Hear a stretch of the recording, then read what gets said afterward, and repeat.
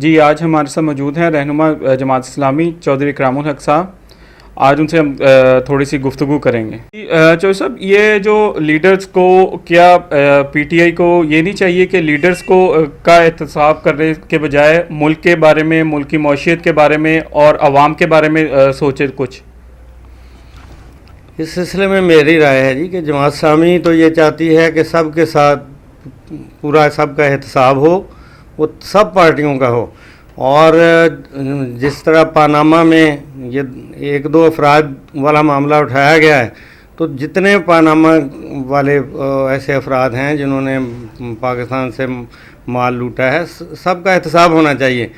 मगर पीटीआई वालों ने ये इसको अपना मसला बना के जिस अंदाज में पेश किया है, उससे अवाम पैदा हुआ है। और ये लगता ऐसे है कि कुछ चुनाव किया गया है कि चंद अफराद को उनको पकड़ लिया जाए और बाकी को की तरफ तवज्जो नहीं है। अगर ऑफ दी बोर्ड हो, सब के ख़िलाफ़ कार्रवाई की जाए तो लोगों को कोई इतराज़ नहीं होगा। वैसे अगर थोड़ी बहुत ताख़ीर अगर कर ली जाती जिस तरह मुल्क के हालात है, तो ज़्यादा मुनासिब था। जी, अभी आपने रिसेंटली साहिवाल में अल-खिदमत फाउंडेशन की तरफ से अल-खिदमत हस्पताल का इफ्तिताह किया है, तो और कौन कौन सी सिटीज़ हैं जहां आपने ये हॉस्पिटल बनाया है जिससे आवाम इस्तिफ़ादा उठा रही है? बिस्मिल्लाहिर्रहमानिर्रहीम। ये तकरीबन 300-400 हॉस्पिटल और ये इस तरह के इदारे पूरे पाकिस्तान में काम कर रहे हैं। साहिवाल में ये चूँकि ताज़ा इसका इफ्तिताह हुआ है और इसमें यही रखा गया है कि आम आदमी को सस्ता इलाज मिल सके और जो गरीब आदमी हैं उनके लिए फ्री है। तो इस तरह बहुत से शहरों में है जी, तमाम बड़े शहर में बड़े बड़े अस्पताल बने हुए हैं। इसके अलावा और भी प्रोजेक्ट हैं जमात के सेहत के अलावा दीगर अमूर पर, मसलन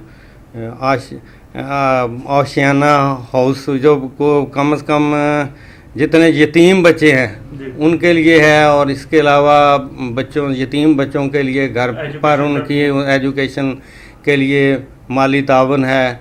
बेशुमार प्रोजेक्ट्स हैं, मतलब वो कोई अरबों का सालाना बजट है इस सिलसिले में। जी चौधरी साहब, आप हमें थोड़ा सा बताइए कि महंगाई दिन ब दिन बढ़ती जा रही है, आवाम परेशानी का बहुत शिकार है, तो इस गवर्नमेंट ये आपके नज़रिए से ये गवर्नमेंट को क्या इक़दाम करने चाहिए महंगाई के बारे में? थोड़ा सा हमें इस बारे में बताइए। बिस्मिल्लाहिर्रहमानिर्रहीम। ये असल में तो ये मईशतदानों का काम है कि वो इस बात पर गौर करें कि वो क्या इक़दाम हैं जो उठाए जा सकते हैं। मगर ये गवर्नमेंट की तवज्जो होनी चाहिए, वो अगर गौर करेगी और इनको महंगाई को ख़त्म करने की कोशिश करना चाहेगी तो हो सकती है। मैं समझता हूँ कि तो पूरी तवज्जो की जाए और इंतज़ामिया जो है वो अपना फ़र्ज़ अदा करें तो क्यों नहीं हो सकता है। जी, कश्मीर के बारे में आप क्या कहना चाहेंगे? कश्मीर को आज 46-47 दिन हो गए हैं गालबन, और अवाम वहाँ कर्फ्यू का माहौल है, खाने पीने के लिए उनके पास अशिया नहीं है, अदवाइयात उनको मुहैया नहीं है, और उसके बारे में आप क्या कहना चाहेंगे? कश्मीरी पाकिस्तान के इंतज़ार में हैं कि पाकिस्तान क्या इक़दाम उठाता है। मेरे ख़्याल में पाकिस्तान को खुसूसी कोशिश करनी चाहिए। ये इतने साल 72 साल पहले हो गए हैं, कभी बातचीत से या वैसे तो इंसाफ नहीं मिला, और ना ये उम्मीद है कि ज़्यादा से ज़्यादा अगर जनरल असम्बली में इमरान साहब खिताब फरमाएंगे तो एक करारदाद और मंजूर हो जाएगी ना जी, तो कश्मीरियों को आज़ादी तो नहीं मिलेगी। उसके लिए इक़दाम उठाने चाहिए, चाहे हुकूमत को मुजाहिदीन की सरपरस्ती करके या जिस अंदाज में भी इस मामले को तेज़ करना चाहिए, ताकि फिर ही जहाज़ से ये मसला हल होगा, वैसे नहीं होगा।